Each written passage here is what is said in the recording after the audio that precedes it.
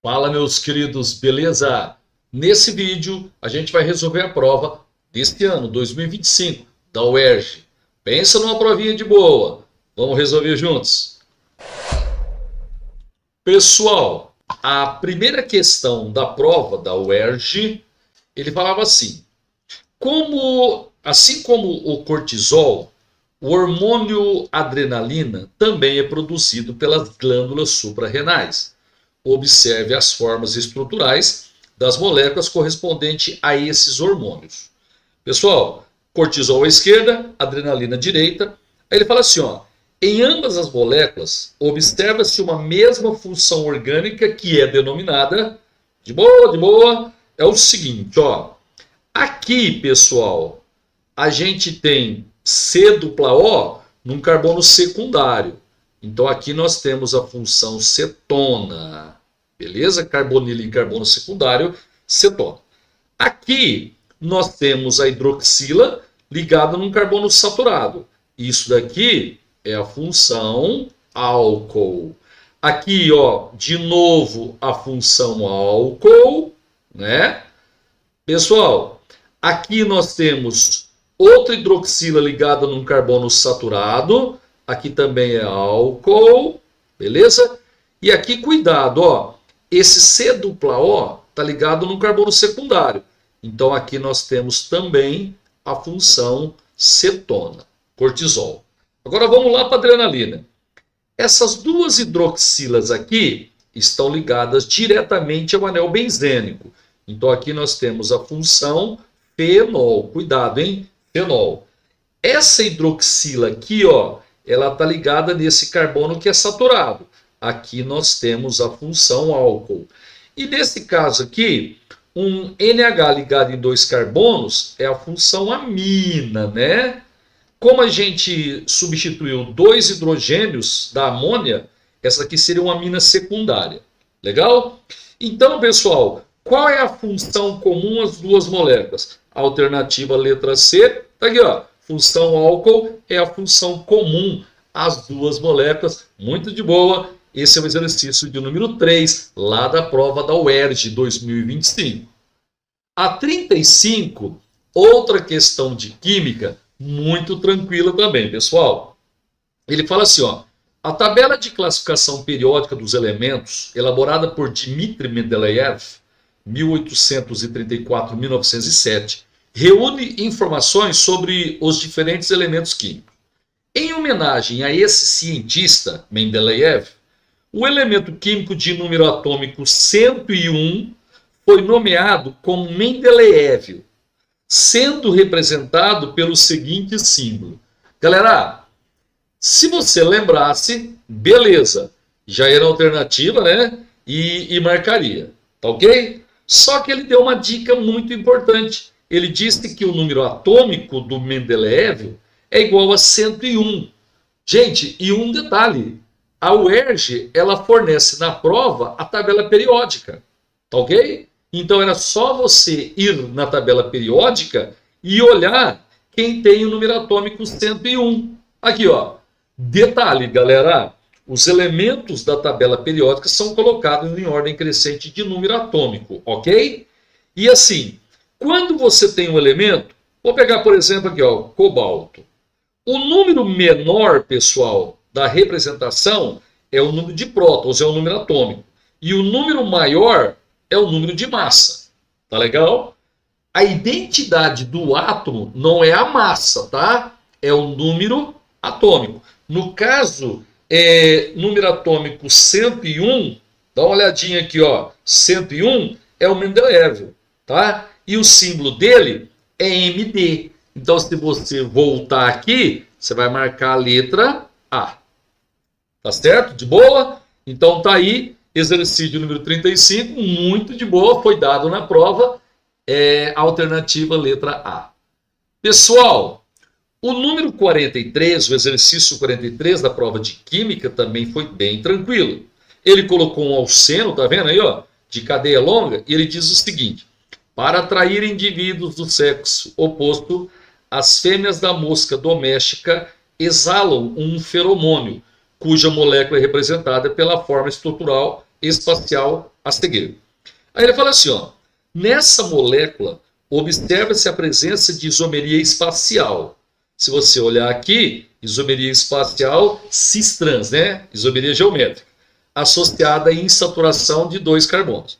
Aí ele fala assim, o isômero observado, esse composto que está aí, e as posições dos carbonos insaturados na cadeia carbônica estão indicados em... Queridos, me ajuda aqui. Quando você vai numerar uma cadeia aberta, se ela só tiver carbono e hidrogênio, você lembra, né? Você começa da extremidade mais próxima da insaturação. Está muito claro para você que a ponta de cima está muito mais longe da insaturação do que a ponta de baixo. Então você vai começar a enumerar da extremidade de baixo. Então seria carbono 1, carbono 2, carbono 3, carbono 4, esse é o 5º, 6, 7, 8. Esse é o 9 e esse é o 10. Certo? Então, a gente tem a ligação dupla entre os carbonos 9 e o carbono 10. De boa? Agora é o seguinte, meus queridos. Você está vendo, por exemplo, nesse carbono aqui, você está vendo 13 ligações. E nesse também. O carbono sempre faz 4 ligações. Nessa estrutura, nessa fórmula de bastão, os carbonos e os hidrogênios são omitidos. Tá? Você não escreve hidrogênio. Então, se você está vendo 3 ligações, é porque esse carbono tem um hidrogênio. E aqui é a mesma coisa, ó. Esse carbono tem um hidrogênio. Tá certo? E um detalhe, né? Como esses 2 carbonos são sp2, estão fazendo uma ligação dupla, você vai ter um ângulo de 120 graus.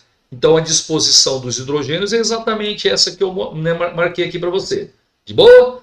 Se você observar, esse composto é aberto, tem dupla, e os 2 carbonos da dupla têm liganças diferentes. Então aqui tem isomeria geométrica. Como é que você olha para saber se é o cis ou se é o trans? Você passa um plano no meio da ligação dupla. Se você fizer isso, os ligantes iguais, no caso dos hidrogênios, vão ficar do mesmo lado do plano. Pessoal, então aqui nós temos o isômero cis. Joinha? Então a resposta certa, a alternativa letra A, é o isômero cis, ok? E a ligação dupla está entre os carbonos 9 e 10. Outro exercício muito de boa. Esse daqui também é um exercício bem legal. Ó, se você observar a leitura, você já começa a eliminar algumas alternativas. Ele fala assim, ó, em um laboratório com sistema fechado, isso é importante, não entra nem matéria, nem sai matéria, sob condições isobáricas. Meus queridos, condições isobáricas, condições com pressão constante, isobárica, pressão constante. Realizou-se o estudo da seguinte reação química. Então você tem 3 mols de oxigênio produzindo 2 mols de ozônio, isso está no sistema fechado. Aí ele falou assim, ó, ao longo do estudo foram monitorados 5 parâmetros, pessoal. Volume, massa, pressão, quantidade de matéria, quantidade de átomos e o número de moléculas. Ele colocou o gráfico. Observe no gráfico a variação do volume em função do tempo. Então, houve uma diminuição do volume em função do tempo. Aí ele fala assim, pessoal, a variação do volume registrada decorre da redução do seguinte parâmetro monitorado. Então, vamos lá. Na letra A, ele está falando que o volume diminuiu porque reduziu a massa.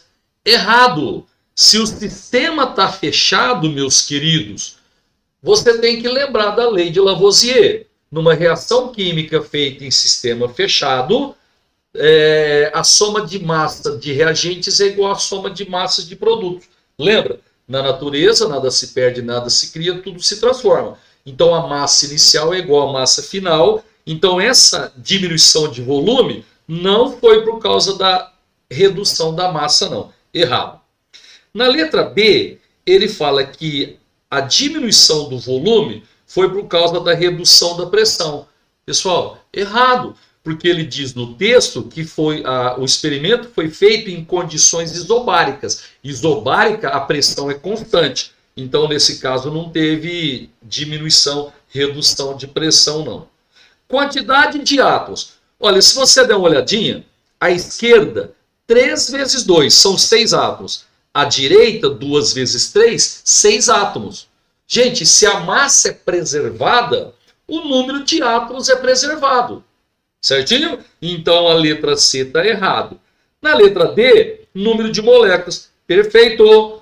Você tinha 3 moléculas, não é? Antes, ou 3 mols de moléculas. Agora você só tem 2 mols de moléculas. Então houve uma diminuição do número de moléculas. Por isso que o volume diminuiu. A resposta certa, a alternativa letra D de dado. Pessoal, também uma questão muito legal e relativamente simples. Agora, a última questão de química. A prova só tem isso, pessoal. Ele fala assim, ó. Recentemente, a Prefeitura de Maceió, Alagoas, decretou situação de emergência diante do iminente colapso de uma das minas de sal-gema do município. A exploração dessas minas envolve escavação de poços até a camada de sal, que pode estar a mais de 1.000 metros de profundidade. Então, injeta-se água para dissolver o sal-gema e formar uma solução saturada que será trazida por pressão até a superfície. Aí ele fala assim, ó, sabe-se que o principal componente do sal-gema é o cloreto de sódio, né, o NaCl, cuja solubilidade em água é 36 gramas em 100 gramas de água a 20 graus Celsius. Lembrando que solubilidade ou coeficiente de solubilidade é a massa máxima do soluto que você dissolve em determinadas condições do solvente, certo? É a massa de soluto que satura uma certa quantidade de solvente numa certa temperatura. Aí, na sequência, está escrito a mesma temperatura, então, ó, ele vai trabalhar a 20 graus Celsius, isso é importante. Se os dados que ele forneceu estão a 20 graus Celsius, só dá para calcular a 20 graus Celsius. A mesma temperatura, ele quer saber a quantidade de matéria, ele quer saber o número de mols de sal dissolvido em 2.000 quilos de água, pessoal, formando uma solução saturada. Muito de boa também o exercício. O negócio é o seguinte, ó. A 20 graus Celsius, o coeficiente de solubilidade é 36 gramas de NaCl, beleza? Para 100 gramas de água. Isso daqui é dado do texto, é dado no exercício. Só que ele quer saber, nessa mesma temperatura, a quantidade em mols que eu tenho em 2.000 quilos de água. Antes de calcular o número de mols, né, a quantidade de matéria, eu vou calcular a massa de NaCl. Só que agora é em 2.000 quilos. 2.000 quilos. Eu vou multiplicar por 10 a terceira para passar para gramas. Grama embaixo de grama. Aí eu vou ter uma massa aqui que eu vou chamar de M. Galera, essa massa M é só fazer regrinha de 3. Só que para adiantar, eu já fiz a conta para você. 720.000 gramas. Legal? Só que ele quer o número de mols. Agora eu tenho duas alternativas. Posso fazer uma regra de 3. 1 mol de NaCl, 58,5. Legal? É 720.000x. Esse é um jeito de resolver. O outro jeito, pessoal, é usar aquela formulinha para calcular o número de mols. O número de mols é a massa sobre a massa molar. Então, o número de mols vai ser 720.000 gramas. No número de mols, a massa sempre em gramas. Aí, galera, o Na, lá na tabela que a UERJ deu, tem a massa dele, 23 unidades. E o cloro é 35,5. Então, a massa molar dá 58,5 gramas por mol. A continha eu já fiz com você, né, para você, dá 123, dá 12.000 12.307,7 mol de NaCl. Legal? Só que ele disse aproximadamente, aí fica a letra A, 12.300 mols de NaCl. Gente, essa daí foi a prova da UERJ de 2005 resolvida. Um abraço para você e até a próxima.